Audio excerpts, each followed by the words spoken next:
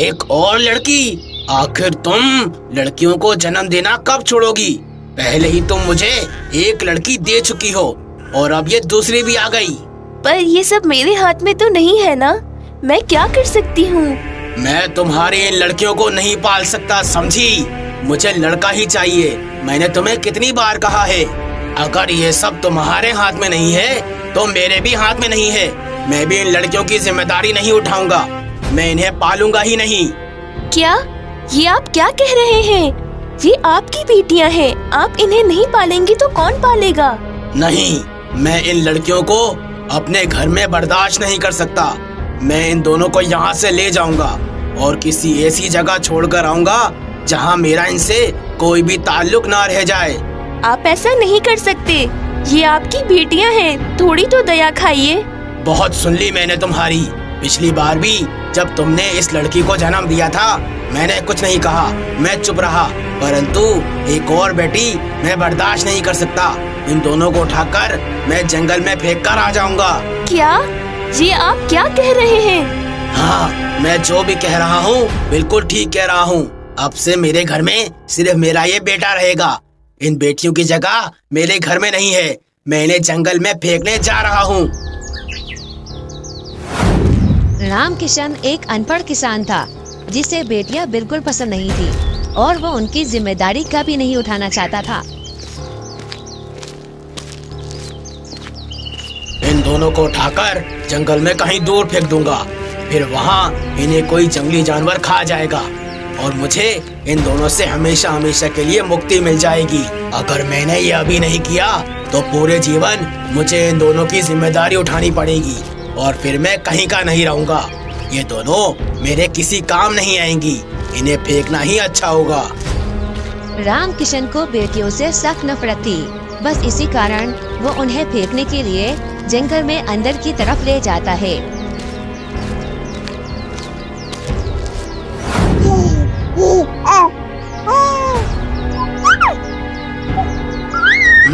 ये जगह ठीक है, इन दोनों को यहीं छोड़ देता हूँ। यहाँ जंगली जानवर तो आते ही रहते हैं, कोई भी आकर इनको खा जाएगा और इन दोनों से मेरा पीछा हमेशा के लिए छूट जाएगा। वैसे भी मुझे इन दोनों की वजह से पूरे जीवन में सिर्फ परेशानियाँ ही उठानी पड़ती, इसीलिए अच्छा है मैं अभी ही इन दोनों से अपना पीछा छुड़वा लूँ।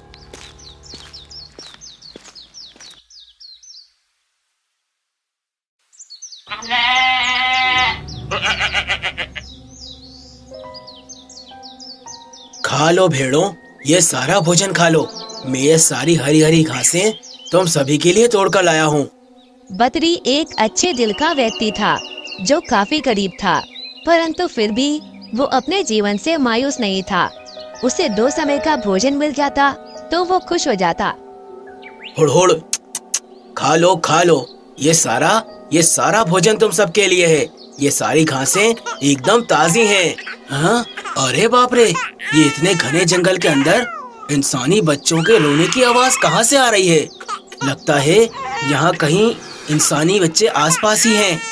परंतु इस घने जंगल में इंसानी बच्चा कैसे हो सकता है?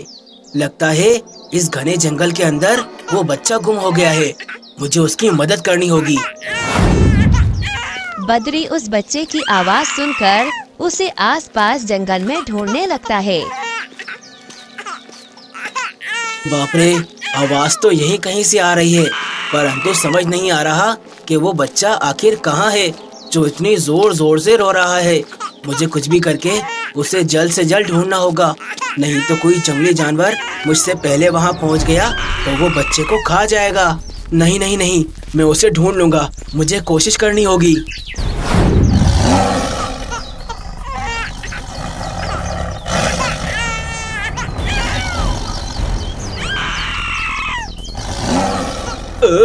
अरे बाप रे, ये तो एक खूंखार चीता है और इन दोनों बच्चों के सामने ये चीता कहाँ से आ गया?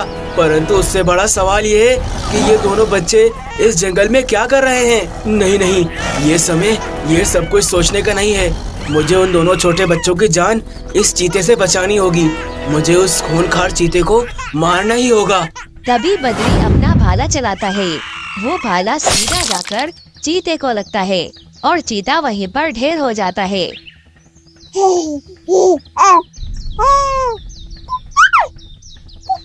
ये दोनों तो छोटी बच्चियां हैं, परंतु आखिर ऐसा कौन कर सकता है जो अपनी ही बच्चियों को छोड़कर ऐसे जंगल में चला गया है।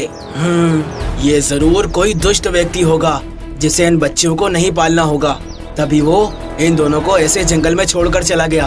वो एक बहुत बुरा इंसान होगा। अब मैं क्या करूं? इन दोनों बच्चियों को अपने घर ले जाऊं, परंतु घर ले जाने से भी क्या होगा? मेरे घर तो 2 समय का भोजन भी नहीं होता। इन बच्चियों को आखिर में क्या खिलाऊंगा? परंतु मैं इन दोनों बच्चियों को ऐसे जंगल में भी तो नहीं छोड़ सकता। मुझे इनकी सुरक्षा के लिए कुछ न कुछ तो करना होगा। मैं इन दोनों को घर ही ले जाता हूँ, फिर देखता हूँ आगे क्या करना है।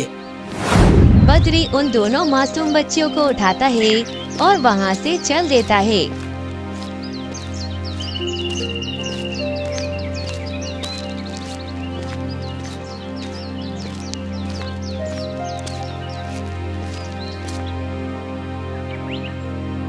अरे शिवानी, यहाँ आओ। ये देखो मैं क्या लेकर आया हूँ। मेरे पास 2 छोटी छोटी बच्चियाँ हैं। ये बच्चियाँ मुझे जंगल में मिली।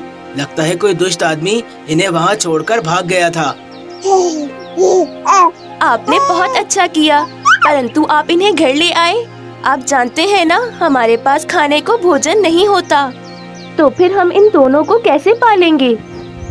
शिवानी, जब ये बच्चियाँ मुझे मिली तो ये जोर जोर से रो रही थी। मुझे देखते ही ये दोनों चुप हो गयीं। मैं भी यही सोच रहा था, इन्हें घर तो ले आऊंगा, परंतु इन्हें भोजन कैसे खिलाऊंगा? फिर मैंने सोचा कि मैं इन्हें जंगल में भी तो नहीं छोड़ सकता। देखो शिवानी, मैं जानता हूँ इन बच्चियों के आने से तुम काफी चिंतित हो, परंतु तुम देखना, ऊपर वाला हमारी मदद करेगा। हम दोनों मिलकर इन दोनों बच्चियों का अच्छे से ख्याल रखेंगे। और जहाँ तक इनके भोजन की बात है, मैं कुछ न कुछ कर इन दोनों के लिए भोजन ले आऊंगा।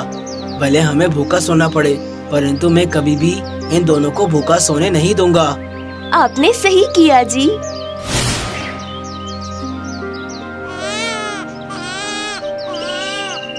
बद्री, ये दोनों तो बहुत रो रही हैं। लगता है इन्हें भूख लगी है। अब हम क्या करेंगे? अच्छा, इन्हें भूख लगी है। तुम चिंता मत करो शिवानी, मैं अभी विशाल भाई के बाड़े पर जाता हूँ। उनसे थोड़ा बहुत दूध मांग के ले आऊंगा। कम से कम इनका अभी का गुजारा हो जाएगा। ठीक है, आप जल्दी जाइए। बद्री अभी जाने ही वाला था कि तभी वो देखता है उसके दरवाजे पर एक दूध देने वाली बकरी खड़ी है। ये बकरी यहाँ कहाँ से आई? ये मेरी बकरी तो नहीं है। लगता है ये बकरी जंगल से भागकर यहाँ पर आ गई है। हे ऊपर वाले, लगता है तूने मेरी सुन ली। अब इस बकरी का दूध निकालकर मैं अपनी बच्चियों को पिला सकता हूँ। उनकी भूख मिट जाएगी। बद्री बिल्कुल देरी नहीं करता और फौरन से उस बकरी का दूध निकाल लेता है। अब ये दूध मैं अपनी बच्चियों को पिला दूंगा तो वो एकदम शांत हो जाएंगी। उन्हें काफी समय तक फिर भूख नहीं लगेगी।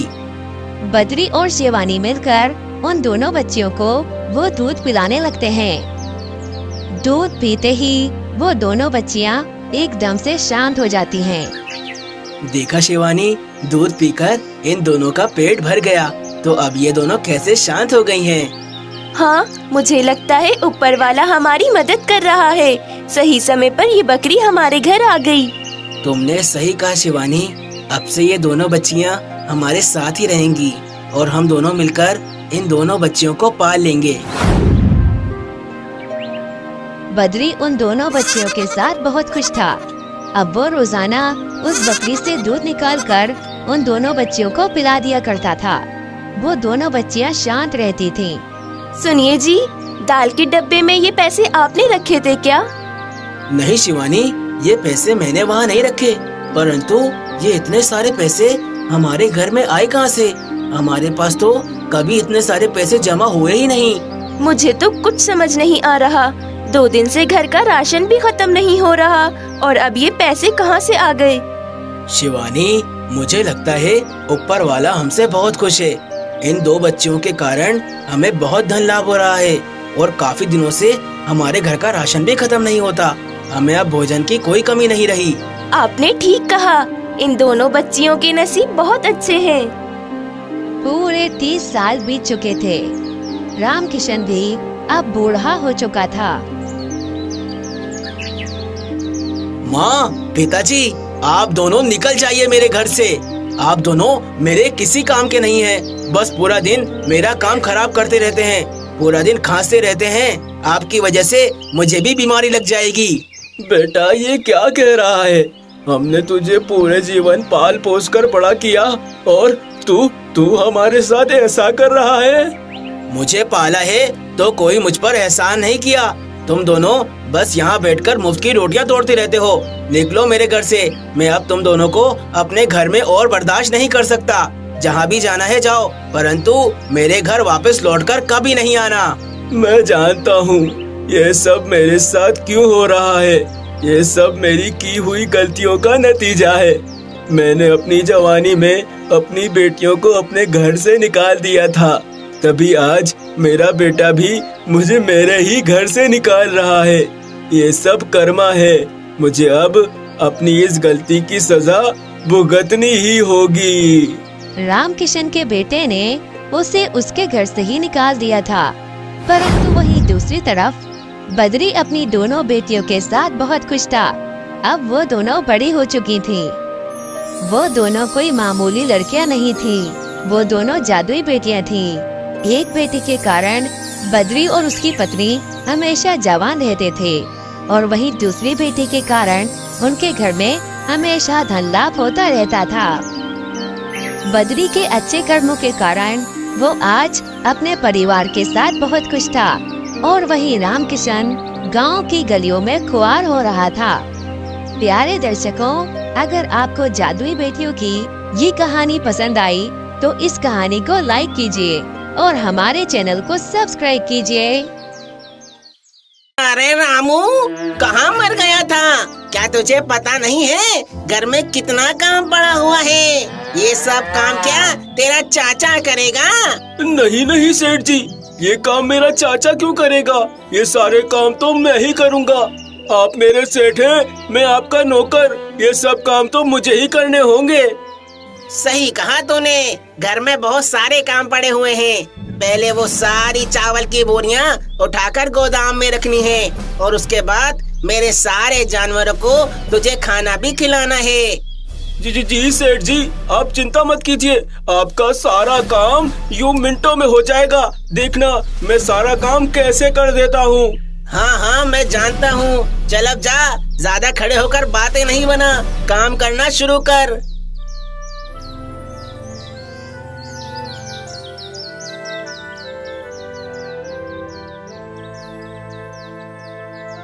अरे बाप रे, लगता है सारे साल की बोरियां सेठ जी ने आज ही मंगा ली।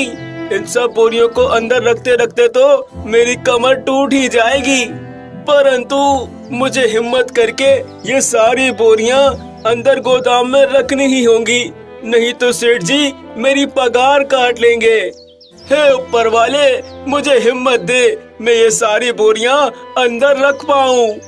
रामू एक एक करके वो चावल की बोरियां उठाने लगता है और उन्हें गोदाम की तरफ ले जाने लगता है।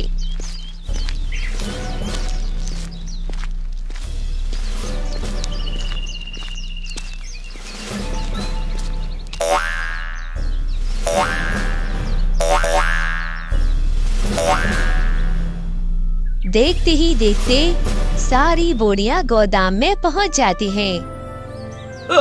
शुक्र है सारी चावल की बोरियां सही सलामत गोदाम में पहुंच गईं, परंतु मेरी कमर में अब बहुत दर्द हो रहा है। लेकिन मैं अभी रुक नहीं सकता, मुझे अभी सेठ जी की बकरियों को खाना भी खिलाना है। रामू एक ईमानदार व्यक्ति था, बस वो थोड़ा गरीब था, इसी कारण वो सेठ के घर काम करता था।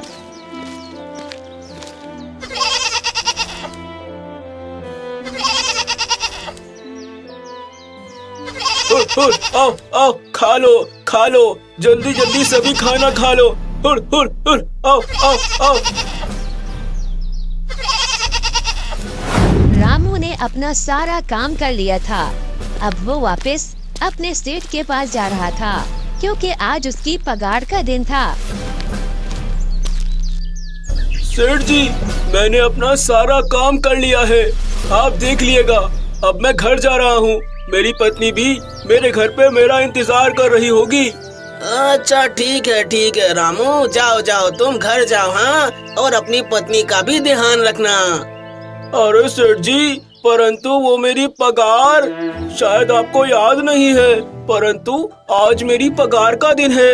आप मुझे मेरी पगार दे दीजिए, मुझे घर के लिए राशन ले जाना है। रामू, मैंने तेरी पगार बहुत संभाल कर रखी थी, बस कुछ खर्चों की वजह से तेरी वो पगार खर्च हो गई। पर तू चिंता मत कर, आने वाले 5-6 दिनों में तू मुझसे पगार ले लेना। सेठ जी, परंतु मेरे घर पर भी बहुत सारे खर्चे हैं, मैं अपने घर के खर्चे कैसे चलाऊंगा? आप मुझे पगार दे दीजिए ना। देखिए, आपके पास कुछ पैसे तो पड़े ही होंगे। रामू, मैंने तुझसे कहा ना, मेरे पास तेरी पगार नहीं है, तेरी पगार मुझसे खर्च हो गई। अब जा यहाँ से, मेरा दिमाग खराब मत कर। वैसे भी तेरे जैसे नौकर मुझे यहाँ बहुत मिल जाएंगे। अच्छा होगा तू यहाँ से चुपचाप चला जा, मैं कह रहा हूँ तेरी पगार मैं तुझे दे दूंगा। अच्छा ठीक है सेठ जी, आप मुझे काम से मत निकालिएगा। ठीक है, आप 5 दिनों के अंदर अंदर मेरी पगार मुझे दे दीजिएगा, मुझे घर पर बहुत काम है। पगार न मिलने के कारण रामू बहुत उदास हो जाता है और वहाँ से अपने घर की तरफ चल देता है।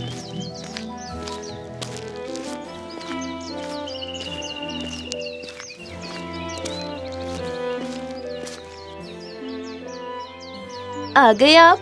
क्या आपके सेठ जी ने आपको पगार दी है? नहीं रानी, मैंने अपने सेठ जी से पगार का कहा तो वो कहने लगे कि उनसे मेरी पगार का ही खर्च हो गई, तो आने वाले 5-6 दिनों में वो मुझे मेरी पगार दे देंगे। क्या 5-6 दिन का तो घर में राशन भी नहीं बचा, अब हम क्या करेंगे? हम अब क्या कर सकते हैं रानी, सब कुछ ऊपर वाले पर ही छोड़ देते हैं, कुछ न कुछ हो ही जाएगा। सेठ जी ने तो मुझे पगार देने से मना ही कर दिया है, वो 5-6 दिन बाद ही मेरी पगार मुझे देंगे। ठीक है जी, कोई बात नहीं, आइए मैं आपके लिए खाना लगा देती हूँ।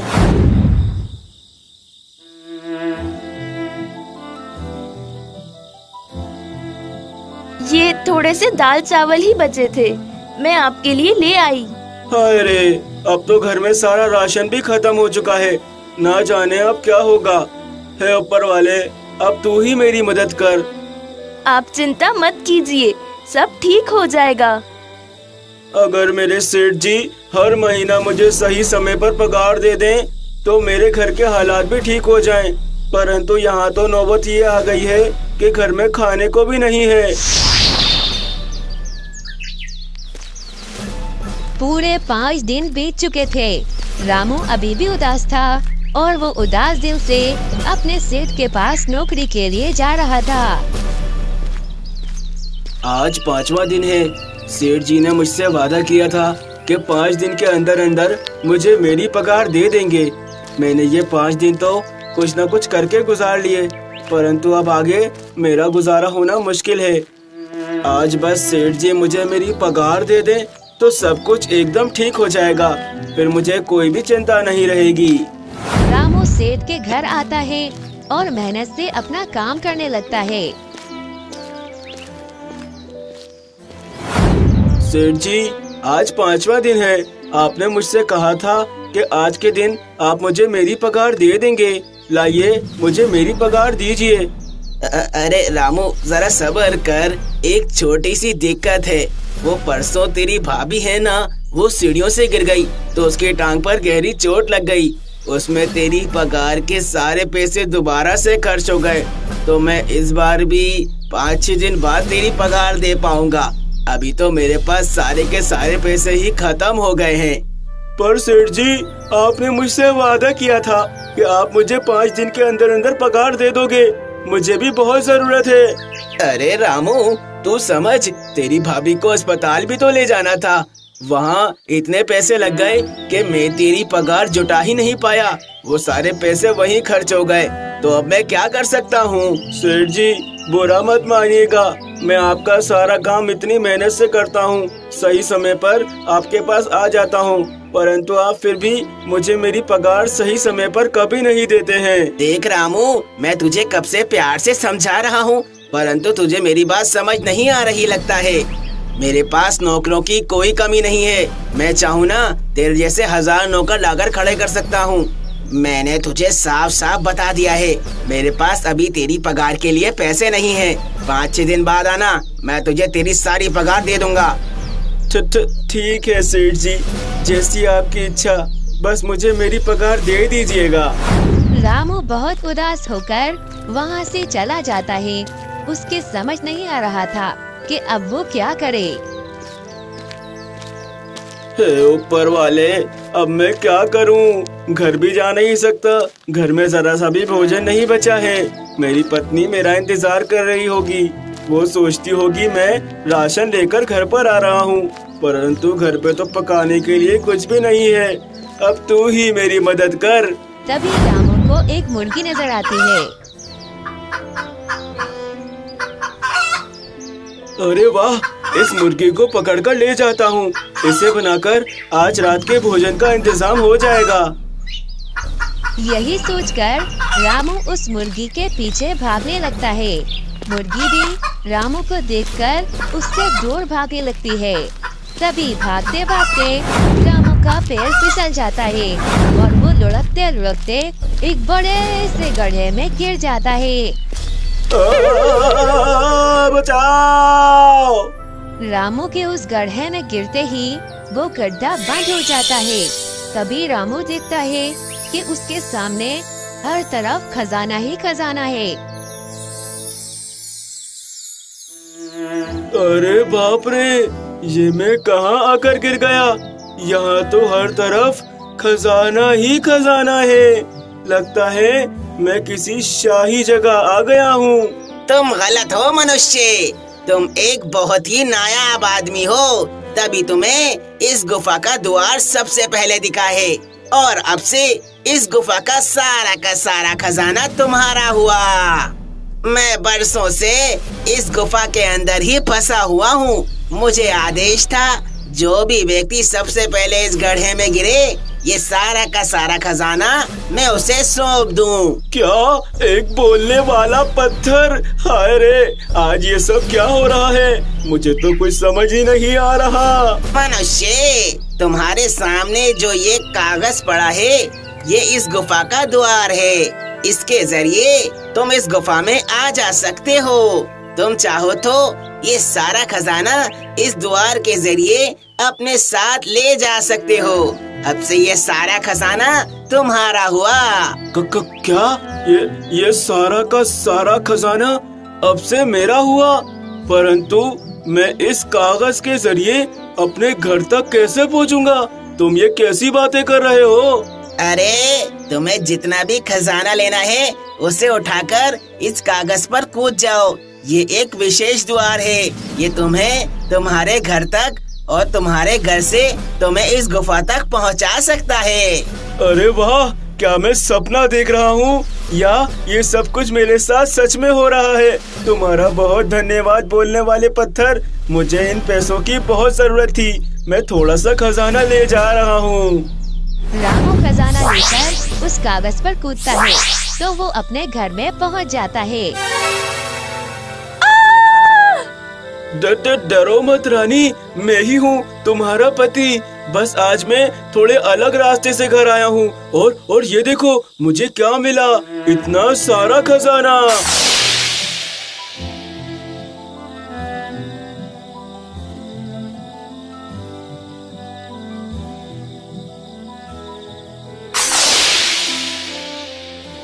देखा, मैं कहती थी ना आपको कि सब ठीक हो जाएगा। हाँ रानी, तुम ठीक कह रही थी। आज सब कुछ ठीक हो गया। अब मुझे जब भी पैसों की जरूरत पड़ेगी, मैं इस द्वार के जरिए उस गुफा में चले जाऊंगा और अपनी जरूरत के लिए जितने पैसे चाहिए होंगे उतने ही निकाल कर खर्च कर लूंगा। अब मेरा जीवन भी पहले जैसा नहीं रहेगा और मुझे अब उस सेठ के पास नौकरी करने की कोई आवश्यकता भी नहीं है। रामू को अब जब भी जरूरत होती वो उस गुफा में जाकर वहाँ से खजाना ले आता। ऐसे रामू के पास अब काफी सारा खजाना जमा हो गया था और पूरे गांव में ये बात फैल रही थी कि रामू उस गांव का सबसे अमीर व्यक्ति बनता जा रहा है। अच्छा, तो इसका मतलब मेरे छोटे जासूस ने मुझे सब कुछ सही बताया था। ये रामू इस द्वार के जरिए किसी गुफा में जाता है और वहाँ से खजाना लेकर आ जाता है। ये तो इसको बड़ी सही चीज मिल गई है। मुझे इससे ये चीज चुरानी होगी और उस गुफा में पहुँचना होगा ताकि मैं इससे ज्यादा अमीर हो सकूं। ये नौकर मुझ सेठ से आगे कैसे निकल रहा है? फिर क्या था, एक दिन मौका पाकर सेठ रामू के घर में घुस जाता है और उस द्वार के जरिए वो गुफा में पहुंच जाता है।